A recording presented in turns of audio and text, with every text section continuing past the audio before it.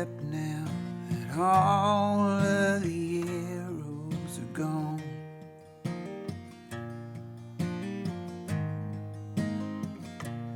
And why would you open your mouth when you're sick of your song?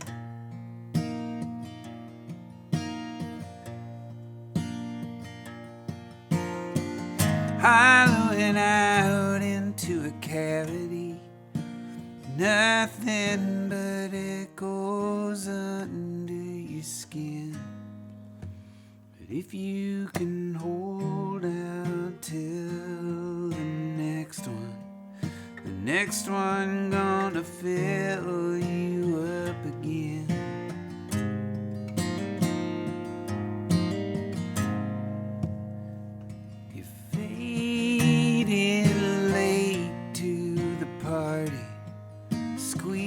Into your chair,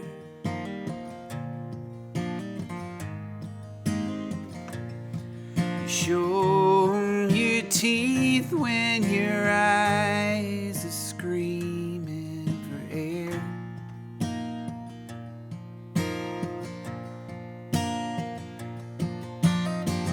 Make your escape before the credit crawl.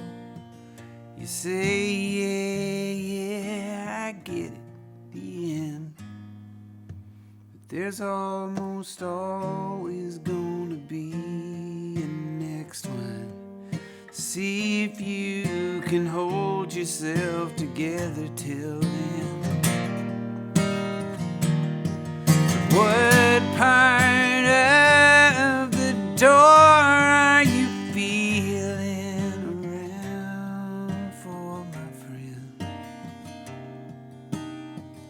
Looks like you're trying to escape, but you always seem to find a way in.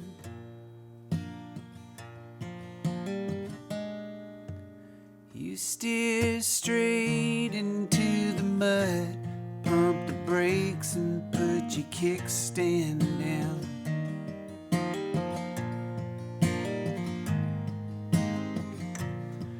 It's easy to see this is part of your cycle by now.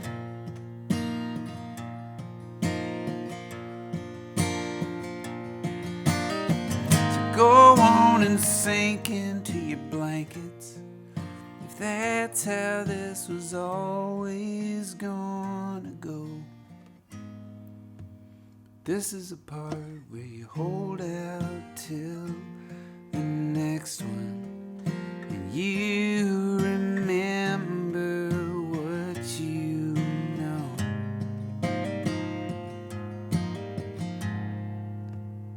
Come on, man, just hold out till the next one. Wes Collins on Radio Bristol, performing in the studio session at 3rd Street Coffeehouse in Roanoke with a new song, The Next One. Wes, it's been a while. 2022 was when we were in the studio together last, and you had driven up from Chapel Hill just to do a session. I don't know if I ever expressed to you how much that meant to me, that you didn't have a gig in the area, didn't have anything else going on here. You just drove up to do the session. Yeah, it's a day trip, as I recall. Did it. Well, I do appreciate it. And that was with your album Jabberwocky. That's right. Well, let's check in on what has been happening in the intervening years. First of all, I know that you are out there on the road, it seems like, constantly. I'm out there flogging it, yeah. Well, how is it? Oh, man, I don't know how it is. I'm not the one to ask. I'm just getting, I think I still got some vestiges of training wheels on, but I'm kind of starting to figure it out a little bit, you know. It's so much of the job is sitting at your computer tapping keys and waiting for emails. And I knew that, but now I'm experiencing it, you know. Yeah, it's not all glitz and glamour, is it? I don't think I was ever, under the impression that it was glamorous. But I mean, yeah, it's like it's like life is clarified in a weird way, like butter. Like, there's like this junky side where you're sitting at the computer and you're waiting for people to answer your emails, and then there's these gigs where it can be just pump up your soul. It can be an amazing thing to where you like, not only like, oh, that's why I do this, more like that's why I get up. Indeed. And you have partnered with some great folks as well, including Jamie Harris. When we can, yeah. Jamie's super busy. We're talking about doing some stuff in 26. We did a run in June of last year. Went from Nashville to up into Virginia. Played it in Clifton. Is that where the Vans show is? The Village concert. Lynchburg is where it. Yeah. I love playing and singing with Jamie. It's just like it elevates the thing. And you have been getting great endorsements as well, like from Jamie and from Mary Gauthier. And when you get an endorsement as a songwriter from Mary Gauthier, that's pretty much it. Okay, I can stop now. Well, let's hear some more of your music that has garnered such praise. I mentioned earlier the album Jabberwocky from 2022. Let's hear from that album Last Saturday. So interesting. I played this show in Norman, Oklahoma one day last year. And me and a friend of mine were walking around in Norman before the show, and this incredibly shrill siren went off. And nobody reacted at all. They just like, talked a little louder or, kept blowing their leaves or whatever it was. And that night at the show, I was like, what was that? What was that siren? They were like, oh yeah, that's the 12 noon Saturday siren.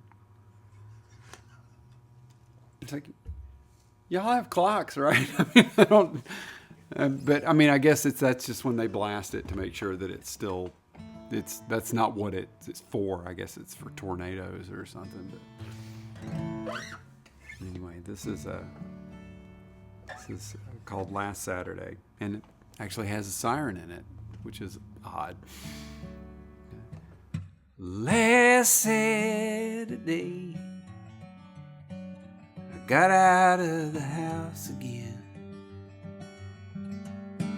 It started out so promising, and then somebody said your name. Or maybe it was me. I don't know, it might have been. I always feel you on my skin. A little stutter in the brain.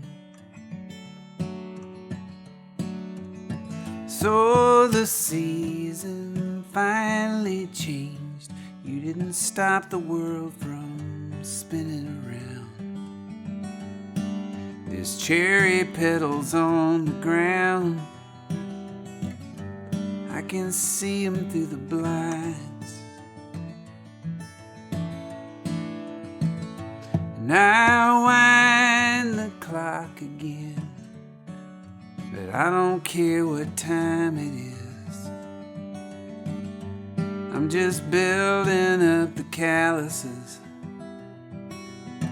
that help me keep inside the lines.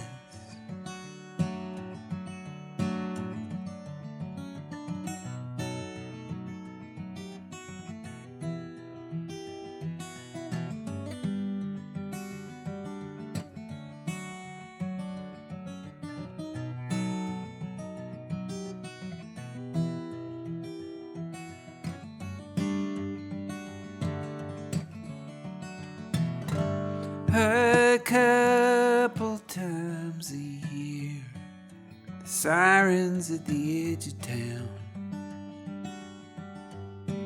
They wake up and they lay it down like a baby on a plane. And I notice them sometimes. Doesn't bug me like I thought it would. And if you're asking, well, I'm doing good. I left the house last Saturday. Wes Collins on Radio Bristol performing in a studio session that is from his 2022 album Jabberwocky, last Saturday. I love that line. If you're asking, well, I'm doing good. I left the house last Saturday. Yeah, I say the way I introduce the song is like, it's that moment when you're still talking to the person that's not there anymore in the house, but you realize that that's weird, you know? I need to get out more. Well, let's talk some history here. In a previous life, you were a librarian in Chapel Hill at a community library. Chatham Community Library, yeah, public library that's kind of tied to a community college as well. And when did music come along? Oh, well, music was always there, pretty much all the way through high school and college and everything. I just didn't have the cojones to chase after it. Like, I didn't write my first song until I was like 44 because I was just so deathly afraid to write bad ones. And my wife, who was turning 40 the year I turned 44, came to me and was like, listen, I want to start writing and I'm going to turn 40 and let's make a deal. I will write some prose and you get off your ass and actually write a song. And I was like, sure, yeah, okay, we'll do that. Not thinking that she would. And then she actually wrote something and it was really good. And so I was like, oh, I guess I have to show up here. So, and that was enough of a kindle to get this like really loud editor guy to shut up. Because I was like, this is my marriage. You know, if I don't write a song, however bad it is, this is tarnished. This is bad, you know? So I was able to be like, could you just go judge something else for a while and just let me write a verse and a chorus so that I have something to show my wife, please? And then like, all right. And I wrote something and I liked it, you know? And it was like, and she liked it. And I ended up putting the song on my first record. I still like the song. I have heard from so many songwriters that the only way to write is to write. And you write a bad song, one that sucks, and then you write another one, probably bad and sucks. And then eventually something comes along that's rather pristine. And you're like, did that come out of me? Yeah. Or, you know what, like the first time I ever tried to write anything, I was 13 years old. And I just opened my mouth, and what came out just dismayed me. So, you know, I was like, oh my God, well, I guess I can't do that. It didn't occur to me. It's like, you can fix things. You know, it's like, well, what's the worst thing about that song?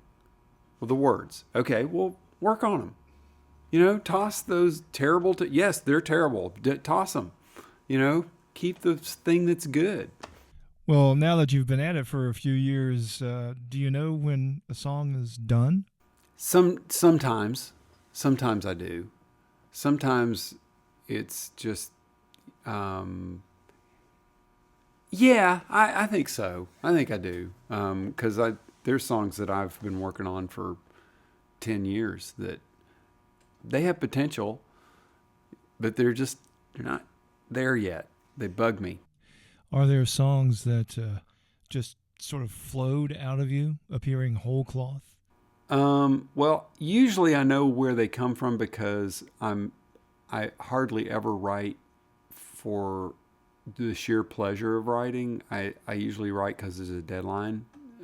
I need some kind of hay fork at my butt, to make me do it. So there's generally, I'll grab an idea, but the closest that's ever happened was I Love You Guys. That one came really, really fast because I was under a deadline. I was in a song circle, and there were 3 prompts, and I had a song. The song was due the next day, and I was like, I got nothing. And I went back and looked at the 3 prompts, and I don't remember what the other 2 won, but what one of the prompts was Wasted, and I was like in my mind it went real fast. I've kind of gone back and looked at my notes, and in fact it probably was like a day and a half of working on it, but I had pretty much the song by the time I went into the song circle the next night. So probably I was kind of absent at the library that day. I was just kind of like, here, this is due February 12th. Running the song in my head. Douglas Adams, author of Hitchhiker's Guide to the Galaxy, had this to say about deadlines. I love deadlines. I like the whooshing sound they make as they fly by. So deadlines punch you up. They put a fire under you. They do me. I mean, but they can't be self-imposed deadlines. They have to be like somebody else is going to be mad. I'm going to screw somebody over if I don't deliver. And it's something, it just, focuses me in advance of that to where when I show up, I have something that I'm not, ideally, I have something that I'm not ashamed of. Wes Collins on Radio Bristol, performing in a studio session at 3rd Street Coffeehouse in Roanoke with some new music. And I believe you have another new song for us. What's this one called? The title of this song is November Always. And it's about how I just can't seem to keep track of November. I just like, what are we going to do with all this Halloween candy? Jesus, it's Christmas. It's like, it's just... So, I pay attention, ignore the window, and I mind the door. I'd have to check, but yeah, I'm pretty sure. I pay attention. I have a system to train my eyes on what I'm doing here. There always seems to be a bell going off somewhere. I have a system. But November always gets away from me. I don't have to check the calendar to see how the 29th and 30th will be. And if nobody's gonna help you keep it turned on, you can pay attention, but it takes so long. Beats behaving like it's already gone. But march into the Christmas mirage, 4 more weeks of camouflage as the sun hugs the horizon. We look up and we ask each other, does the sky look wrong? And when did the nights get so long? But November always has to come around.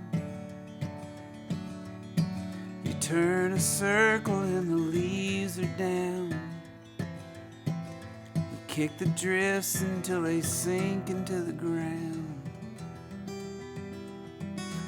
Look, I know it's November everywhere. We say we'll try.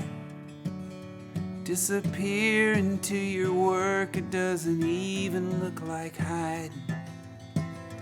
Have a good one, see you